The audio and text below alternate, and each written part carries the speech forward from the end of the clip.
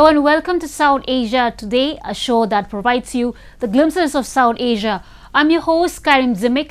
Here are the headlines. Coordination, important pillar of stability in Indo-Pacific.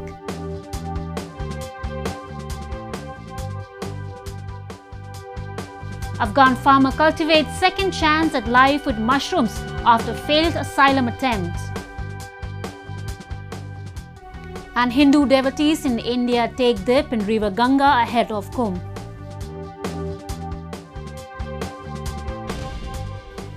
Let's begin the show. The Quadrilateral Security Dialogue, popular as Quad, has re-emerged and is heading towards securing a prominent place in the global order. With the motto of Free Indo-Pacific, the grouping is also set to pose a major challenge to the territorial bully China. In the recently held meeting, the leaders of all four countries reiterated their commitment to ensure a stable balance of power in the region, freedom of the seas, an open rules-based economic order, and an even stronger alliance fight and defeat the pandemic. Amid an increasing trend of falling out of alliances, the Quadrilateral Security Dialogue, or the Quad, has resurrected. US, India, Japan and Australia have revived the alliance with the first major meeting at the top leadership level in years held last week. While the individual objectives didn't find real consensus a few years ago, the aim is common and clear now. All want to see a free Indo-Pacific, which many observers feel has largely been influenced negatively or been intimidated by Beijing. Although the grouping hasn't made any explicit mention of countering China, the timing of revival and the nature of alliance has made everybody, including Beijing, believe so. A free and open Indo-Pacific is essential to each of our futures, our countries. The United States is committed to working with you, our partners, and all our allies in the region to achieve stability. And this is a group of particularly important because it's dedicated to the practical solutions and concrete results. The Quad is specifically a region between the Indian Ocean and the Pacific Ocean. China has gained strategic, economic and cultural dominance in the region through its expansionist tactics. The coalition of four democracies has pushed an intervention-free order in the region. The grouping also aims to facilitate the region's technology and trade. The Quad has also committed to supplying up to 1 billion coronavirus vaccine doses across Asia by the end of 2022 at the summit. Quad has come of age. It will now remain an important pillar of stability in the region. Our agenda today, covering areas like vaccines, climate change, and emerging technologies, make the Quad a force for global good.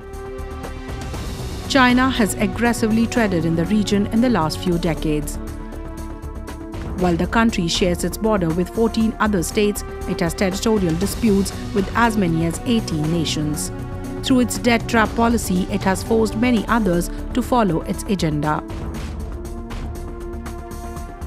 Experts believe a stronger presence of Quad will not just resist its agenda, but will also pave way for others to flourish.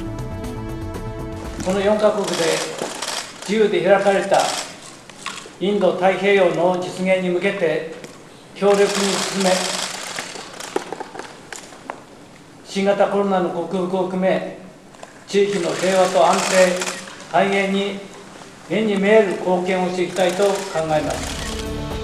Beijing has lately resorted to punitive measures to muzzle those who have raised voice against its wrongdoing.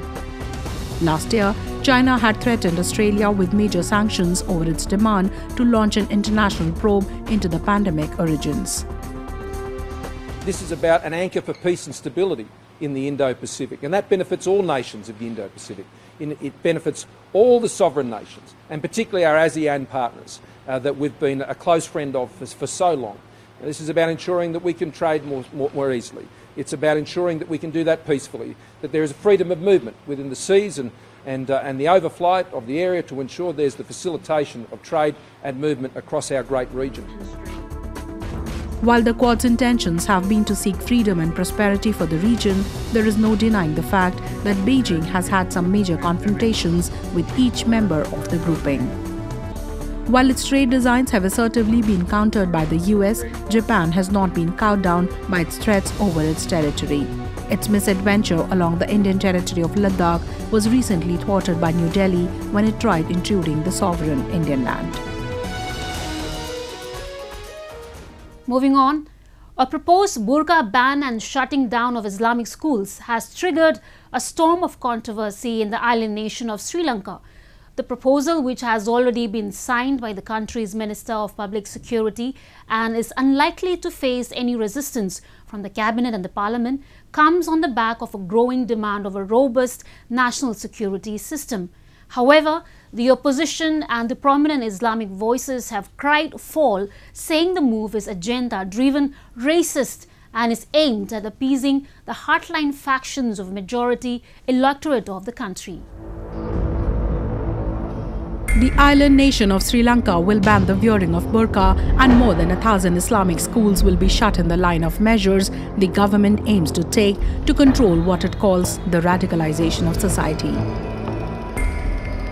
The proposal comes after the Presidential Commission of Inquiry into the Easter Sunday bombings, in which around 270 people were killed around 2 years ago, submitted its report last month.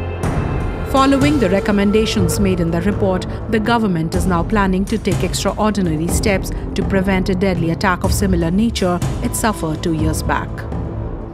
Minister for Public Security Sarathvira Sekara told a news conference that he had signed the paper and now it was to pass the cabinet and the parliament test, which experts believe will be an easy walk as the Rajapaksha government enjoys a two-thirds majority in the parliament. බුර්කාව තහනම් කරන ඒ නියෝගය ඒ cabinet පත්‍රිකාව ඉතින් බුර්කාව කිව්වත් ඒකත් අපේ ජාතික ආරක්ෂාවට ඍජුව බලපාන දෙයක්. ඒකින්ද අපි දන්නා අපි පුංචි කාලෙත් අපි ඕන තරම් අපේ මුස්ලිම් යාළුවෝ හිටියා මුස්ලිම් ගැහැණු දරුවෝ හිටියා කවදාකවත් මේ බුර්කාව පැළඳගෙන හිටියේ නැහැ. ඒක මේ ඊයේ පෙරේදා ආපු ආගමික අන්තවාදී සංකේතයක්. ඒක නිසා ඒක අපි අනිවාර්යයෙන්ම තහනම් කරනවා. ඒ වගේම තමයි මද්දසා පාසල් තියෙනවා 2000කට වඩා අපේ රටේ අපි කාටවත් මටත් සහ ඔබලටත් කාටවත් පුළුවන් කමක් නැහැ අපි පාසලක් විවෘත කරලා අපිට ඕන දේවල් මේ පාසලේ දරුවන්ට උගන්වන්න. අවුරුදු 5 සිට අවුරුදු 16 දක්වා සියලුම දරුවෝ මේ රටේ ඉපදින ජාතික අධ්‍යාපන ප්‍රතිපත්තියක් අනුව තමයි අධ්‍යාපනය කරන්න ඕනේ. ඒක නිසා මේ ජාතික අධ්‍යාපනයක් අනුව නොකරන ලියාපදිංචි නොවිච්ච දහසකට වඩා තියෙන මද්දසා පාසල් හෙට අනිද්දා අපි තහනම් කරන්නට ඇත්ත වශයෙන්ම කටයුතු කරනවා. This isn't the first occasion when burqa is being banned. A similar but temporary ban was also imposed in the immediate aftermath of the 2019 bombings. Other than the burqa ban, Sri Lanka also plans to close more than 1,000 Islamic schools known as madrasas because they were unregistered and were flouting national education policy. And while a section of the society and international observers have welcomed the proposal, others, including the opposition, have condemned for its Islamophobic character. Renowned Islamic scholar in New Delhi, Akhtar Ulwasi says that the majority and minority community in Sri Lanka must iron out differences and the global Islamic community should hold a dialogue with Colombo. Muslim leadership around the world is not coming forward to address all these issues. They should come forward, establish a dialogue with the leadership of the Buddhist clergy around the globe and settle all the issues. Sri Lanka isn't the first country that has sought to launch a crackdown against radicalization. After France came up with a systematic plan to control funding to extremists and everything that posed a threat to peace in the country, people in Switzerland too have shown a similar stance. Growing radicalism in the name of religion has also forced states to consider a thorough probe. Now we take a look at some happenings in Asia in our segment called Asia Watch. With steady economic recovery from the COVID-19 shock, China saw its automobile aftermarket rake in over 1 trillion yuan in 2020. The automobile aftermarket is the secondary market, referring to the transactions or services generated from the use of sold automobiles. In 2020, the transactions of used car continued to pick up, and car modification service and scrapped vehicle recycling experienced steady growth. Ride-sharing service and charging facilities also developed rapidly amid the COVID-19 epidemic. According to the data of China Automobile Dealers Association, the trade volume of used cars was 14.3 million units in 2020, down 3.9% year-on-year, but 15.7 percentage points lower than that in the first half of 2020. Many customers had higher demand for modification services. In 2020, the market size of auto modification reached 65.2 billion yuan, up 7.1% year-on-year. Affected by the COVID-19 epidemic, many people chose ride-sharing services. By the end of 2020, a total of 214 ride-hailing companies across the country had obtained business licenses, and 2.9 million drivers and 1.1 million vehicles had been licensed for ride-hailing service. To peak carbon emission by 2030 and achieve carbon neutrality by 2060, China has accelerated the construction of automobile charging facilities across the country.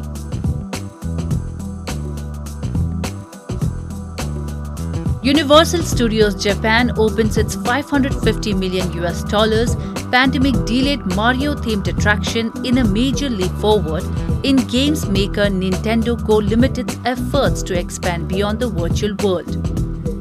Entering through a giant warp pipe, visitors to Super Nintendo World, a real-world version of games creator Shigeru Miyamoto's Mushroom Kingdom, are met with chomping piranha plants, punchable coin blocks and a flag-topped mountain beanpole.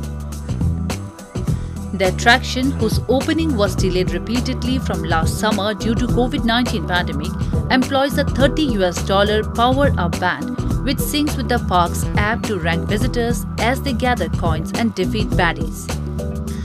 The wristband draws on both the interactive ones of the Harry Potter attraction and Nintendo's tradition on tactic gaming gadgets and aims to capitalize on Mario's generation, spanning appeal and drive repeat visits to the park. New attractions at the Super Nintendo Land include Mario Kart Koopa's Challenge, a ride employing augmented reality headsets, and the more sedated Yoshi's Adventure for younger visitors. Visitors formed long queues to join the technical rehearsal the day before opening. USG is currently operating at reduced capacity, and guests will need time tickets to enter the Nintendo area. The addition to Mario bulks up USJ's roster of franchises, which includes Minions and Jurassic Park in its rivalry with Disney, with the Mustajid Plumber also coming to other Universal parks worldwide.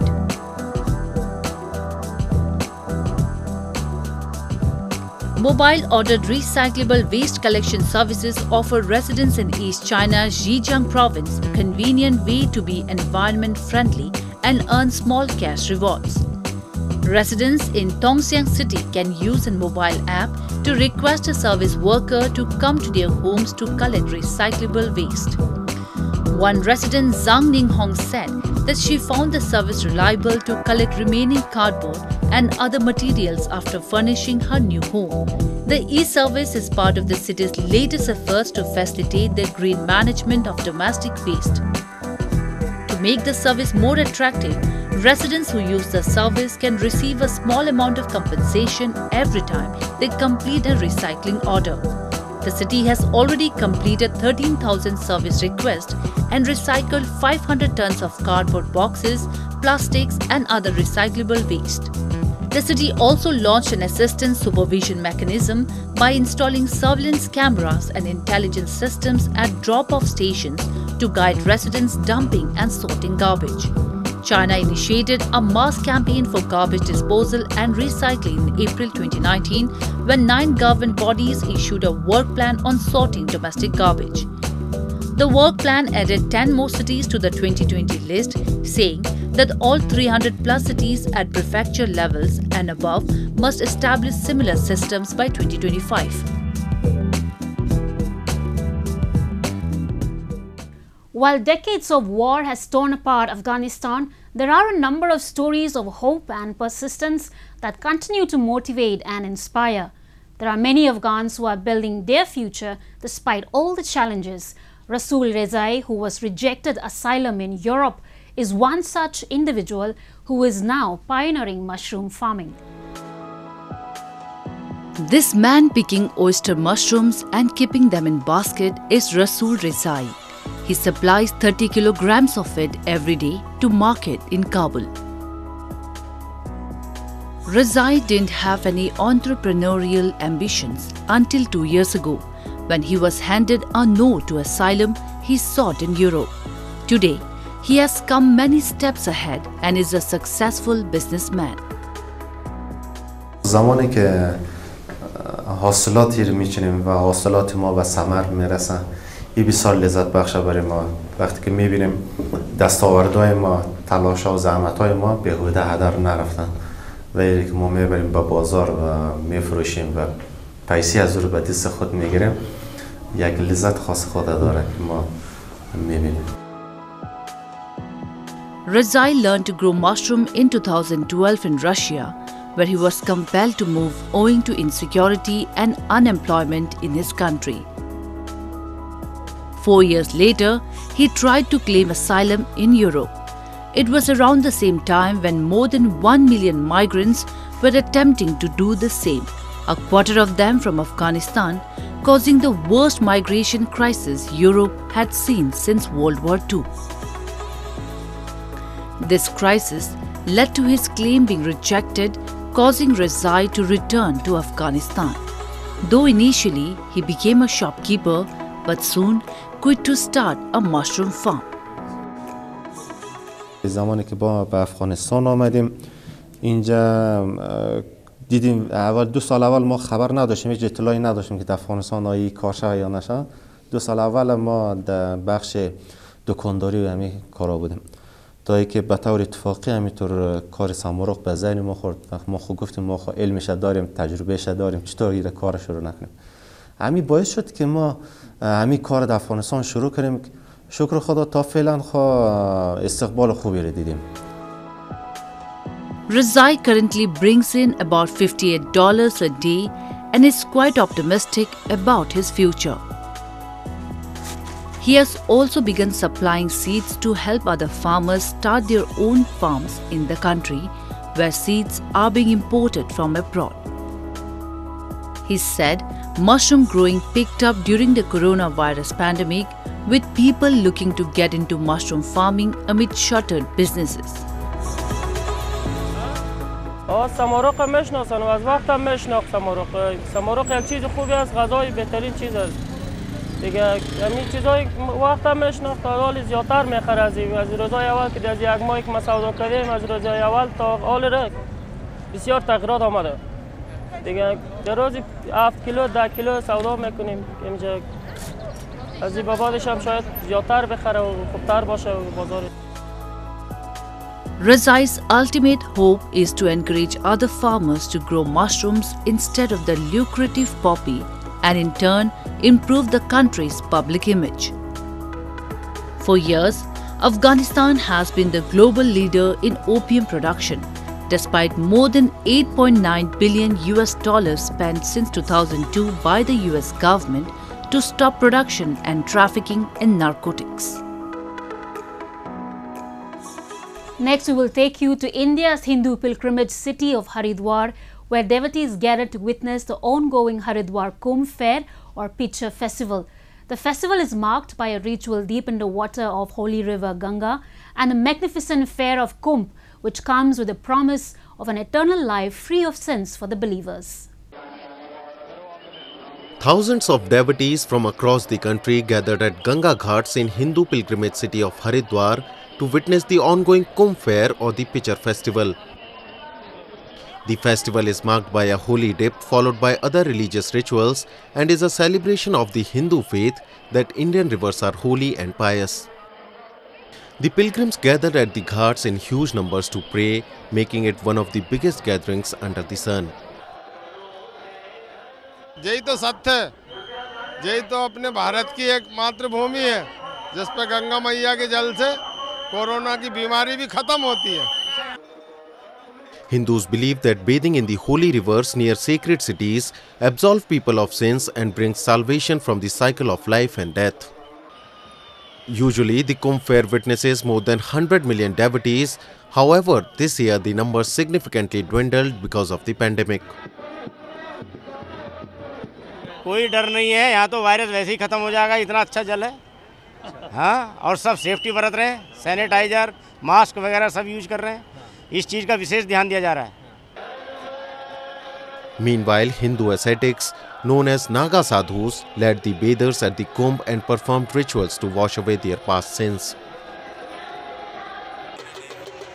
Another important gathering was that of members of Kinnar Akhada, a religious sect of the transgender community. Dressed in colorful attires and accompanied by musicians, the member of the transgender sect carried out a procession as they descended the stairs of ghats to take a holy dip. बदलाव सृष्टि का नियम है. Change is inevitable and change will happen. Kinnar Akhada वो बदलाव का एक नाम है. Kumbh fair, which is more than 2000 years old, is a meeting point of Hindu sadhus. It is traditionally held every 3 years in one of 4 holy cities situated along India's sacred rivers. According to Hindu religious texts, demons and deities churned the ocean, which gave many precious items, one of them being the nectar of immortality. One of the demons ran away with the whole pitcher of nectar, and 4 drops fell in these 4 cities of Haridwar, Ujjain, Prayagraj and Nasik. It's time for me to wrap up today's episodes. We will be back next week at the same time. This is Karim Zamik signing off on behalf of entire production team of South Asia Today. Goodbye and take care.